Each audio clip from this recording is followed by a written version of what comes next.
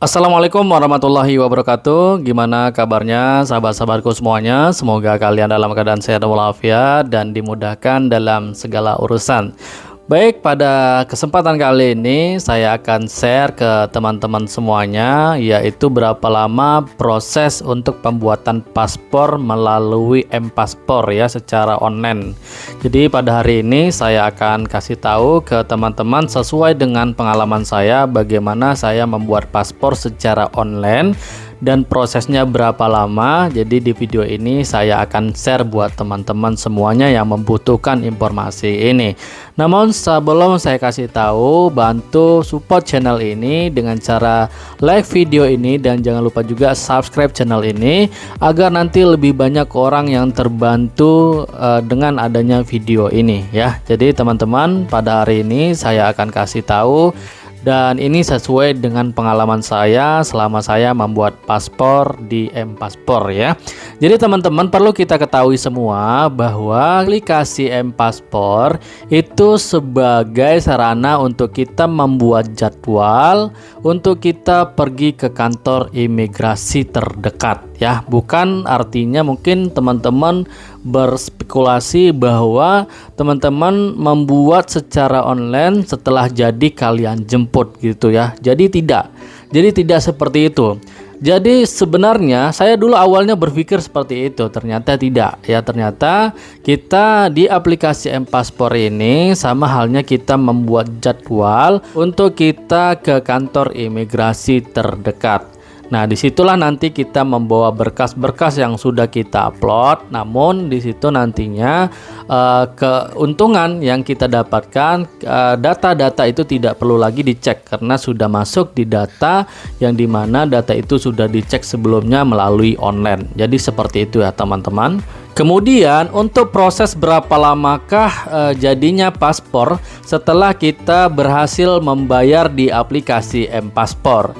Nah, untuk berapa lamanya, jadi prosesnya seperti ini ya guys ya. Jadi waktu itu saya sudah berhasil membayar di aplikasi M-Paspor. Kemudian di situ saya sudah bisa membuat jadwal untuk saya ke kantor imigrasi terdekat. Nah, setelah di hari H-nya tersebut, maka saya langsung ke kantor imigrasi. Di sana saya bawa kelengkapan data-datanya seperti KTP asli, KK asli, dan akte yang asli. Kemudian di situ juga saya printkan bukti pembayaran dari aplikasi M-Paspornya, dan juga di situ saya lampirkan juga email bukti pembayaran, dan ini sebagai jaga-jaga aja ketika nanti ditanya. Dan juga untuk surat yang di-download menuju Kanim itu tidak bisa di-download, maka di halaman tersebut saya screenshot dan saya ini juga ya saya print dan itu saya bawa juga. Dan ini untuk wanti-wanti agar tidak bolak-balik nantinya teman-teman. Nah, kemudian teman-teman, ini saya jelaskan sesuai dengan pengalaman saya dan juga sesuai dengan peraturan yang ada di kantor imigrasi, tepatnya di wilayah Kota Pekanbaru ya teman-teman. Mungkin bisa saja untuk wilayah-wilayah lainnya ada perbedaan, tapi perbedaannya itu tidak signifikan ya, dan tentunya tidak banyak perbedaan, tapi mungkin ada perbedaan-perbedaan mengenai prosesnya ya, tergantung dari kota orang yang mendaftar ya teman-teman. Oke, jadi setelah saya sampai ke kantor imigrasi, maka di situ petugas imigrasi memberikan kartu antrian untuk saya mengantri, dan di situ sudah banyak ya yang sudah ngantri dari pagi. Jadi bagi teman-teman itu pastikan kalian apabila ingin prosesnya cepat, maka pagi-pagilah kalian sampai ke kantor imigrasinya, yang tentunya sesuai dengan jadwal. Kalau bisa 30 menit sebelum jadwal kalian sudah ada di kantor imigrasi agar nanti prosesnya cepat guys ya.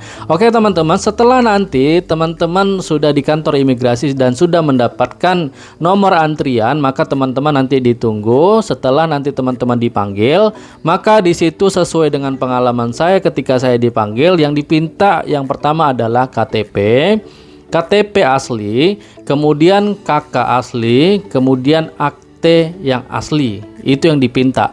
Kemudian fotokopi KTP, kemudian fotokopi KK, kemudian fotokopi akte. Hanya 3 ini saja yang dipinta oleh petugas yang ada di kantor imigrasi Pekanbaru. Setelah saya memberikan berkas-berkas tersebut kepada petugas imigrasi, maka di situ saya langsung diberikan lagi nomor antrian untuk masuk ke ruangan untuk wawancara.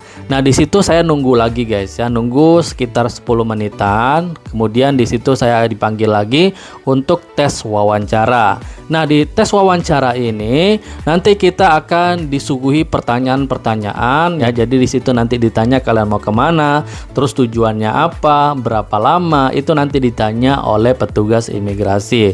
Dan saran saya kalian jawablah dengan tenang dan jangan gugup ya teman-teman. Nah, setelah nanti sesi wawancara, maka nanti sahabat-sahabatku akan melakukan sidik jari 10 jari, kemudian sahabat-sahabatku bakalan difoto dan di situ nanti tidak boleh menggunakan kacamata. Setelah itu nanti petugas imigrasinya akan memberikan kita selembar kertas yang dimana kertas itu nantinya untuk pengambilan paspor apabila paspornya sudah jadi.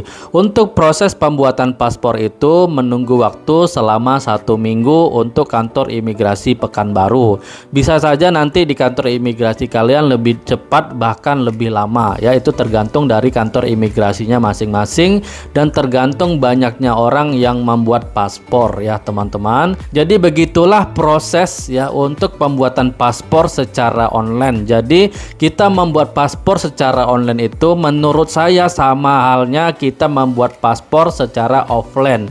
Tetapi memang saat sekarang ini untuk memudahkan kita menginput data, maka kita lebih bagus ya, lebih baik kita memasukkan data secara online. Karena apabila secara online itu data kita sudah masuk sehingga tidak perlu pengecekan yang lebih dalam. Jadi keuntungannya seperti itu aja sih guys menurut saya. Jadi bagi teman-teman yang saat sekarang ini lagi membuat paspor, semoga dimudahkan dan di approve dan tentunya nanti paspor kalian bisa digunakan untuk kalian berpergian ke luar negeri. Oke guys, mungkin sampai di sini dulu ya informasi tentang proses pembuatan paspor secara online. Semoga bermanfaat. Saya Andra Winata. Jangan lupa bahagia dan sampai jumpa.